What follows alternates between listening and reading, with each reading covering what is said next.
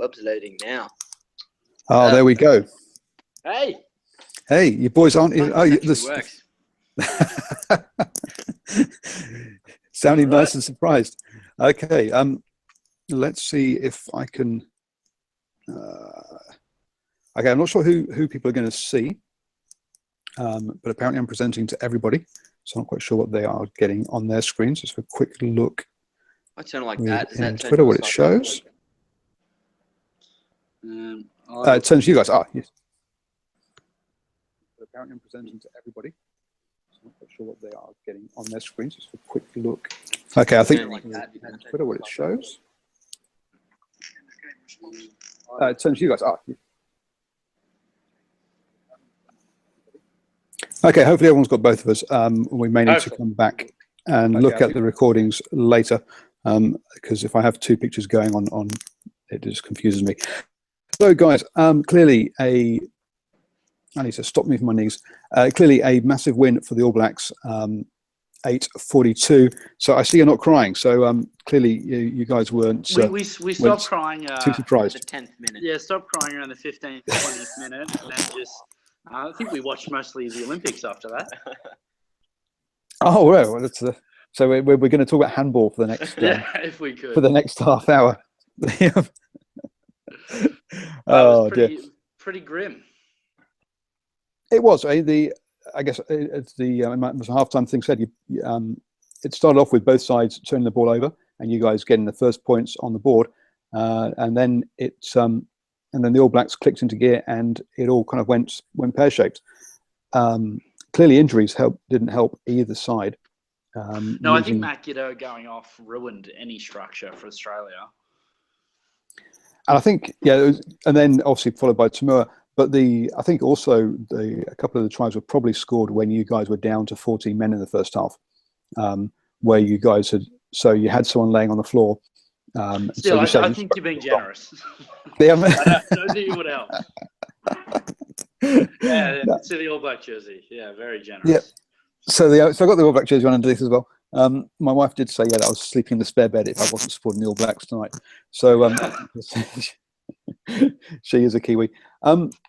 So let's dissect it. So from the Aussies side, clearly you're playing far too deep with Foley there, and you're challenging a lot of the breakdown, which I think we both said previously that the breakdown doesn't exist anymore. Everyone just offloads and stuff and fans out. Yeah, look, I agree. I think the two most baffling things were, one, overcommitting at the breakdown, and then two, advertising that we were going to kick, and then kick really poorly. It's like they had his technique down pat, and they had a timer at training where they had 4 seconds to get to the kicking foot, because they just knew Foley took that long, because they had it well planned, well timed. Yeah, but Gitz wasn't kicking too well either, was he? I mean, early on he kicked one and he thought, like, this is going to go into the stands and it's going to be a line out. Instead, he kicks it straight down Ben Smith's or Dag's throat, and they just run it straight back again. Australia didn't find much grass at all. Yeah, the kick was that bad. I think that's where he picked up the ankle injury. I thought it was when he got tackled, but no, that was a joke. I wouldn't be surprised. But that's it. There didn't seem to be any exit strategy. The set piece fell apart as well. I must admit, I thought the All Blacks front row was going to be a point of weakness because it is inexperienced. But again, in particular, once Dan Coles came on, you thought he'd struggle to scrummage with his rib injury, but it wasn't the case at all. Yeah, exactly. And so I thought the scrum time you would have done. I think you only actually lost one scrum. But the line out, what happened? I mean, I had a quick look at about halfway through the second half, and you'd lost half your line outs. Look, I think it's picking an out of form Stephen Moore and then picking 2 jumpers compared to 4 jumpers when New Zealand have tall, classy locks. And you lose your first, it's bound to happen again. It's kind of getting your head. Our line out isn't working, and it's tough to bounce back from that. I think Fardy will be returned quickly. Because a lot of people were saying, well, actually, it was you guys, wasn't it? You guys were saying that his game style isn't what doesn't suit the new fan out, don't challenge at the breakdown style. But he is a second rower by trade, and we just need that option. And we were just speculating that was the game plan we were going to go in with, which didn't really seem to be at all with the amount of times Pocock went in and challenging the ball. No, very true. But he did actually turn it over, and I think I know that you're back again. I suddenly had your lovely Twitter picture. But actually, to be fair to Pocock, he did actually turn the ball over. You did get the ball. You just then gave it back again, and you just couldn't keep hold of the ball for any length of time. Yeah, our attack was that typical Australia, which was really frustrating as a fan, which is either one up with the forwards, or that aimless second man play that puts us 20 metres behind the gain line. I think it's our obsession with rugby league. Well, yeah, you do have it. That's we could probably spend about 3 days talking about the impact of rugby league defence coaches on ruining the players. But so basically it came down to no exit strategy, didn't have a set piece, and so you had no ball retention at all in the first half from an Aussie point of view. And then from the All Blacks point of view, I think it's what we expected from them. Their skating style, but the fact that all the players that we thought were out of form suddenly were playing well. So obviously that the shit Crotty, he only survived the first half, but he had a good half. Very good half. Fekitoa, who we've all gone, God, he's out of form. God, he can't play. Also played a good half, and everyone was offloading and catching. So yeah, you say clinical, and they managed to sucker Australia into just playing too narrow, as you say. Incredibly narrow. It was the width. Deep. It was the width that was just killing Australia. There was so much room out wide, and we don't have pace to match out there. So if we give an inch out there, we're done. I don't know why. I don't know. It was obviously the ruck. It was our obsession with trying to slow the ball down that failed to do anyway. I think it was that, but also I think with Barrett at 10, you're scared of leaving a gap, because if he sees that if you got Cruden there, you can leave a bit of a gap and he'll make the odd break, but it's not going to be anything killer. If you leave a gap for Barrett, he's gone. Leave an inch, he's through. He's through, and we saw that. We saw it in the first half. And obviously Naholo couldn't keep up and pull the hamstring, so I think I think he also he also keeps guys in narrow, so that there was all that width, and they just went around you a couple of times, and then when they did that, the next time Ananashi Cooper's like, well, hang on, I've got two guys outside me, Barrett inside me. Sorry guys, but I just can't mark you all. And they just ran through again. And just the one-up missed tackles that allows the offload. I think they said in commentary 30 plus missed tackles by Australia, and you can't do that against the All Blacks. Their ability to offload and then move it wide is just second to none. They had huge meters post-contact too. We're just watching the highlights on the TV now. Just huge. That was that Barrett through the gap, through the two front rowers. Yep. Just too quick. And that's true. Yeah, if you can't mismatch against him, otherwise you're screwed. How's that knock on from Kurandrani? Fekitoa just seemed to pick it up and just waltz. It was like a French two-step. But it wasn't the Kurandrani his first either. I mean, he dropped 4 or 5 balls during the game. Defended well though, considering we were often undermanned out there. But I don't know. Yeah, there's just not much positive you can say about the Wallabies. They look like they're in slow motion for 25 minutes, and the game was gone. It was a shellacking. They were panicked, frazzled. I thought Genia was slow to the breakdown, and the Kiwis looked like they played a Super Rugby final 2 weeks ago, and the other boys were ready to join that pace. Yeah, absolutely. So let's move on to, obviously this week was what. Move on to next week. What's your back line then? I mean, because yeah, look, I think I don't know what the quick fix is, because I think you'd think Phibbs over Genia, but Genia came good in the second half. And I know Czech is pretty big with incumbents. He doesn't like to make big changes. So that's that one. I would go Phipps straight away just because I think Enia was slow, and we rely on quick ball. Yeah, Phipps, Foley, but then who outside of him? Because it's who at 12? Because then every 12 I can think of is well injured. Yeah, absolutely. Curtly Bill. He's just flight over to London. I think he's fit again. So he's not back till December. He's so we've lost what? Curtly Beale, obviously Christian Leofano, Gitz has gone now. Hopefully they don't bring Tamua back. With maybe it's Godwin's time to shine. You know what? I'm going to say something controversial. We tried Karevi in the England series. I think 13's his spot. I would go. My centers would be Reece Hodge and Simon Karevi. Ooh, big change. Change the guard because I just don't think you can't keep picking Kurandrani off of this form. It's just not worth it, and it's telling him mentally that he's doing enough. He's not doing enough, man. I reckon he needs to be kicked up the arse a bit. Oh, absolutely. I mean, he was someone I picked a World 15 prior to the Rugby World Cup, and I put him in at 13. Absolutely, I would have too. Last year. Yeah. Great, but this year, no. I just you've got to be able to catch and run.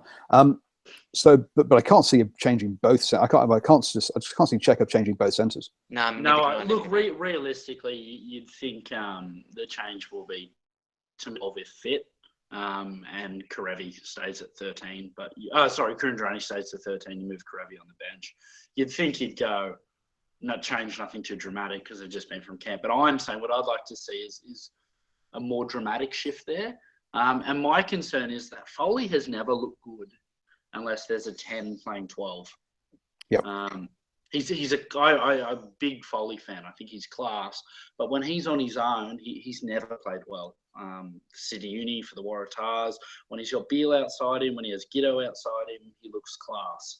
When he has a ball runner, even Tamua, when he's not playing a passing game, Foley looks average. So my concern is if we've got a few injuries and 12 ends up being a Karevi or a Kurandrani, we're in trouble. Well, then it's or do we go back to the Genia Cooper and the old? I saw that all over Twitter.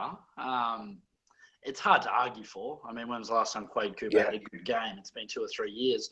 But after a night like tonight, you almost feel like that.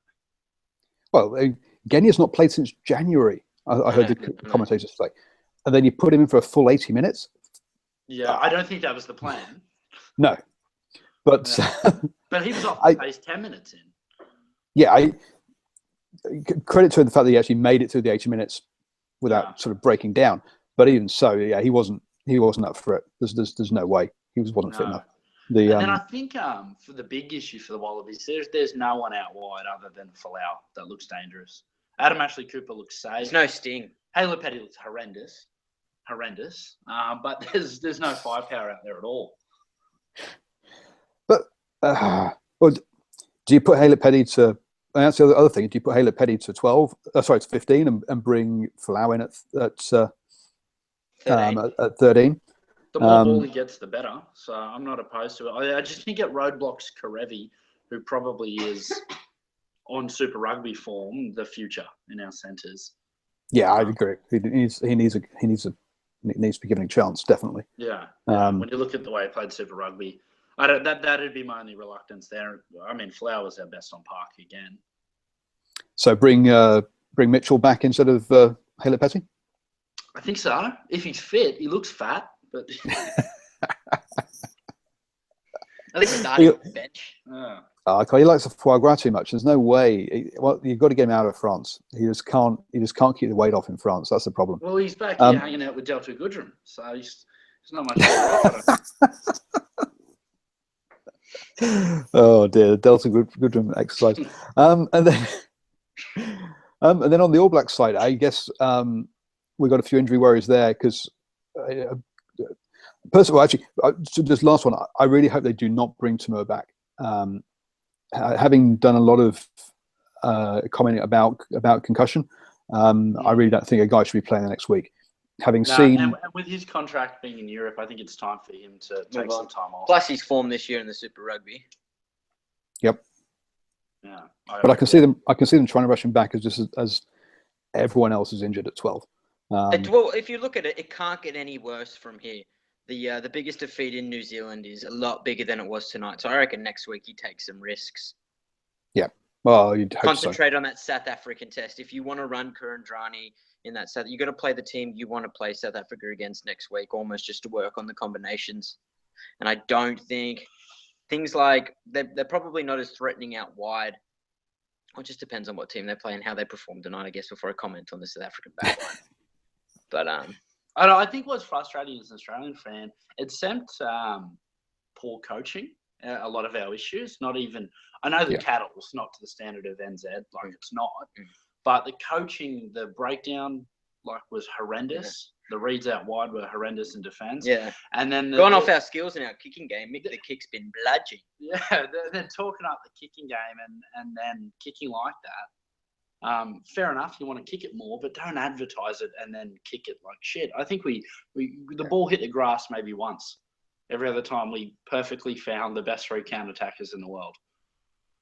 But you got to say the exit strategy wasn't working, which is all coaching. Your line out wasn't working, which is coaching, and your scrum wasn't working, which is coaching. So you've got to wonder. Yeah. And so and I'm not sure who your forwards coach is. I can't remember off the top of my head. But do you really want to mark him? Ledesma. Noriega. Yeah. Of course he was being bigged up, wasn't he, for the big turnaround of the scrum and stuff. But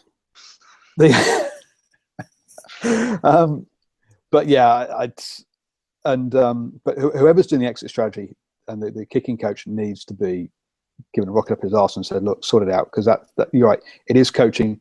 Yeah, you're right, you don't have the same players, but these are things. But we should be losing by 5 to 10 and making it close in Oz. We shouldn't be getting done by 40 and at 10 minutes in being over. Yep. Yeah, that's disappointing. It was really disappointing. So let's move on to the All Blacks then. So same team next week.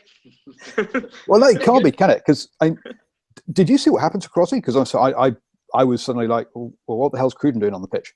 I was eating humble pie at that stage, so I'm not sure. He lost that. So, so there could be a problem. Obviously, there is going to be a problem at hooker. 12. Again, I hope they don't bring the hooker back that got concussed. He shouldn't be. Yeah, he shouldn't be allowed back. The other guy they had over there was injured, so there's going to be a problem at hooker. And then the other problem is going to be potentially 12. That could be a big problem, given that you've lost Sonny Bill, Moala, now Crotty. Charlie Natai is still concussed. Yep. So that's a lot of centres missing. You make up for it. there's so many good players around. It can be covered. But would they go a Barrett-Cruden combination at 10 and 12, or a Barrett-Sopawanga? No. Nah. No, I can't see that. They're going to go a traditional centre? No. Yes, I think I'm pretty sure they'll get it. They'll either go traditional centre, or they'll push Ben Smith into the centres. Ben Smith. Move Feki Atawa in 1 and Smith to 13. Yeah. Yeah. But I think they'll leave. I think they'll leave Bennett Smith at which is what they did when Conrad Smith took his sabbatical during the November test that year. Any chance of a Proctor inclusion or any Kane's outfit? Yeah, Holo. No, I can't see it. I think they'll go back to the Chiefs. I think they'll keep Ben Smith out at 14, and they'll go back to the Chiefs. They'll either I've forgotten the guy's name is that they've got. Leonard Brown. They either go Leonard Brown or they'll go and get I can't say his name. Begins with a T. Manivalo. Tamale. That's it. Yeah. I think one of those two will come in will come in, and then and Fekitoa will move inside if he has to. But I can't see them moving Ben Smith in off the other wing. selection question for NZ. I know when you win, you don't make changes generally unless there's injuries. You're going to say 7, aren't you? But Artie Savia, does he have a case? He looked much better than Sam Cane. No, they were the Kiwi commentator was saying what a wonderful job he'd done and how great. Yeah, absolutely, they were Is it bigging just because he looks like Richie McCaw? It's just because we played. So one of the big things about, especially in the first test against Wales, was the people sat around me, and I sit in the cheap seats at Eden Park behind the posts. It's all amongst a bunch of season ticket holders, and they bag the team straight away. But the thing that they really were bagging the All Blacks for not earning the right to go wide and playing too fast and loose, and that's exactly what Artie Surveyor is. Whereas Sam Cane is someone you don't see for the entire game because he's got his head in the bottom of a ruck, and that's what the All Blacks need, that guy who, because Kieran Reid is not a bash it up. No, he plays loose and loose as. Yeah. See, he plays loose, so they need a tight guy. Yeah, I thought that could be an issue for Reid when McCaw left, because he's always been allowed to play loose because of how tight McCaw played. So I thought in a post McCaw age, maybe Reid doesn't look so good, but he does. Yeah, and he's happy to do it a bit, but he'd much rather be playing out wide in that 5 meter channel, flipping little offloads than messing around in a ruck. So that's Kieran Reid's job, not the Sevens job, and so Artie Surveyor comes on as impact. Yeah, that's a nice problem to have. Now, one of the things I suggested last year was that you'd end up having specialist bench players, and that you'd end up with guys who are bench players actually at the club, and then also come on and be bench players internationally. And is that what Julian Savea is? I think Julian Savea and Beauden Barrett could be. I know Beauden Barrett started this week, but I think that's what they could be. That could be their future role. I know every rugby pundit will tell me I'm talking bollocks. Like the James O'Connors of the world, those guys who never had a position per se, but could do a bit of everything and had a lot of flair. How could you not start Beauden Barrett next week? I think they will do. You can't not. But I just think the shock factor of bringing him on with half an hour to go and the damage he can do, he just looks, when he's fresh against tired people, he just looks absolutely another world. Yeah, he looks that good all the time. He looks good, but you can suddenly see him going, the way he just rips teams to pieces. Whereas you're not going to bring Cruden on and suddenly he'll rip a team to pieces. Yeah. So if you need someone to come on and change things, that's what Artie Surveyor does. He comes on and he runs in 2 or 3 tries for you in that last sort of 25 minutes. He can he'll cover a lot of ground. He'll get in a lot of people's faces, and by then you don't have to fight in the bottom of the ruck so much. So you don't need. So you don't. You can survive without Kieran Reid doing it. We'll probably see Julian Savea run on as well now that Naholo's injured. Yeah, with Naholo injured, will Mackenzie come into the squad? No. Oh God, who else have they got in the squad? They're going to need another outside back, aren't they? But a bus type outside back. They've got too many loose ball playing outside back. It's just baffling as an Aussie fan how Mackenzie hasn't made the New Zealand squad yet. Because he's a baby. He's only played. He hasn't played any rugby yet. Could you imagine if he was Australian, he'd be our captain? Well, yeah. I mean, pretty much just about any other place, he walks straight into the side, doesn't he? But no, if you've not been to into camp like 3 or 4 times before you get your cap, you don't. I mean, very few players come straight into camp and straight into the team. It's like it reminds me, honestly, of the Australian cricket team of the late 90s, early 2000s. Yeah. But they're over ready. They're 27 when they come in, but they're there. They've arrived. Absolutely. Mackenzie will start in November. He'll go on tour in November, and he'll start. And so the All Blacks have got what? They're playing Ireland in America. Then I think they play Italy, France, and then Ireland again. So he will start against Italy, is my guess. Yeah. And he'll probably start against France as well because they're also crap. But they probably won't risk him against Ireland. So who Who comes into the squad then? If Nahola, because it didn't look good. No, it didn't look good, did it? So actually, I think he probably comes into the squad, but I don't. But does he get into does he get onto the bench? That's the question. I'm trying to think who else they've got there.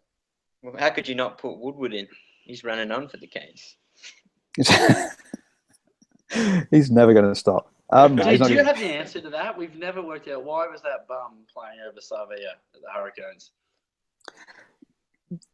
Clearly, Sevilla's has had some off-field issues, and but the other player that kind of was a bit like this was Nonu. Nonu would look absolutely average for his Super Rugby side. Could play for New Zealand. Yeah. Put him in the All Blacks camp with a couple of weeks training and give him an All Blacks jersey, and bam, he looked great. Put him in a Hurricane shirt, and normally he'd get himself red carded in the first couple of weeks, so he could have a couple of weeks off. And then,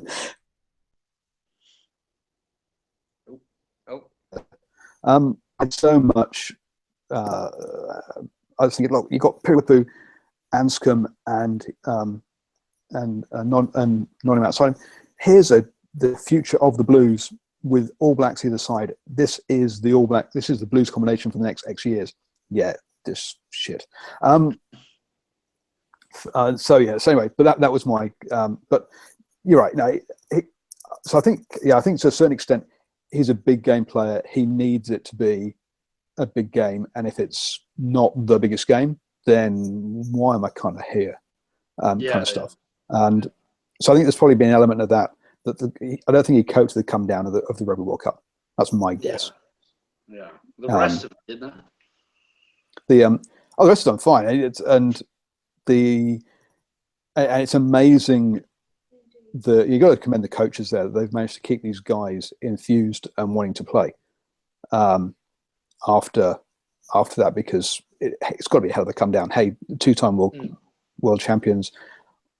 Why the hell am I pissing around in Japan playing a bunch of part-timers? Cash.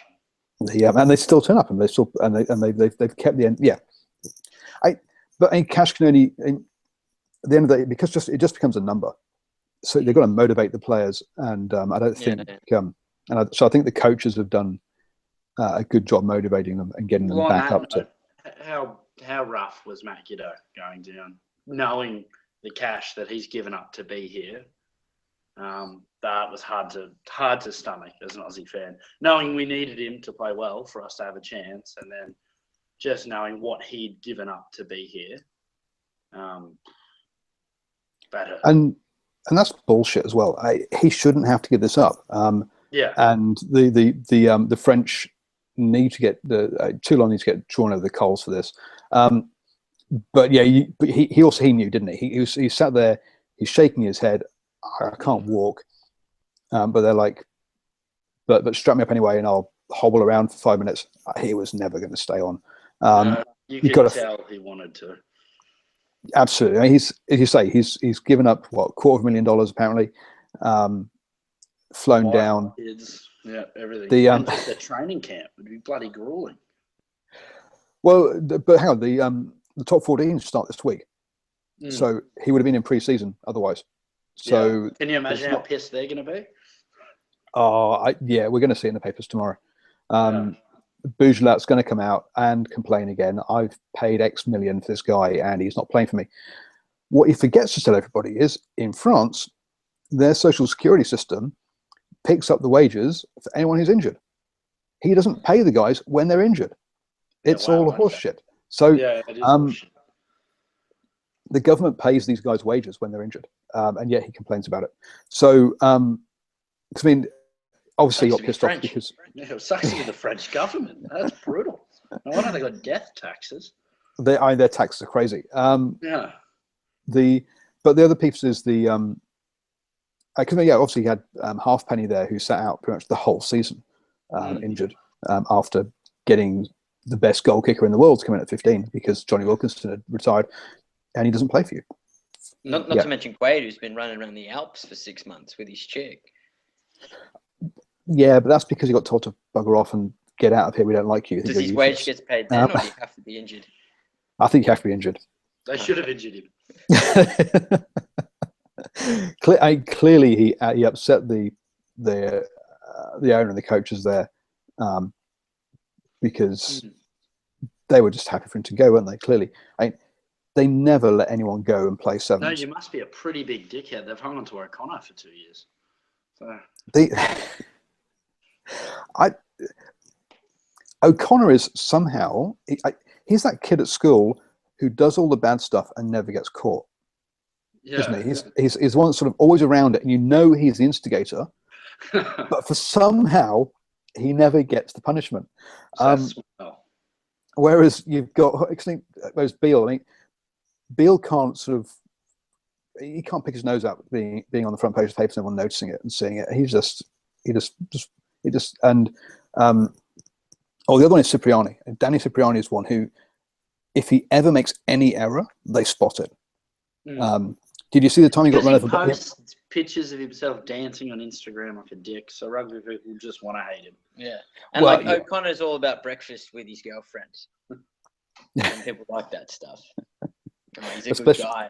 Especially with a pretty girlfriend, yeah. Because I mean, you saw the one where Danny Cipriani got run over by a bus. That was priceless. But yeah. So who's your tip for the next game? Springboks, Sarge? I've gone Springboks by 7, I think. Purely on the fact that it's home territory, and they will be so pissed off about last year. Yeah, he's got him by plenty. I've got him by 7 as well. If They'll Cozy open up late in the game for sure. You reckon? Yeah, I reckon the Argentinians. See, I think the Argentinians have targeted this tournament all season. I think they've basically said, we don't care how the Jaguares go, or the Jaguares, or however you want to say it. And they've given everyone game time. They've given everyone match fit. They've tried every combination, and everything is aimed towards this game or towards this tournament. And I hope you're right, but I don't know if I buy it. I think it's just a bit shit. Honestly, I can't believe they're not picking their French players. Yeah. That won't last. They said they weren't going to, and I was like, yeah. This year. No. Then they'll come in with a Sanchez I haven't picked any. Sanchez law. Sanchez law. How can you not pick Lobby? And they don't have the depth to be strict on this role.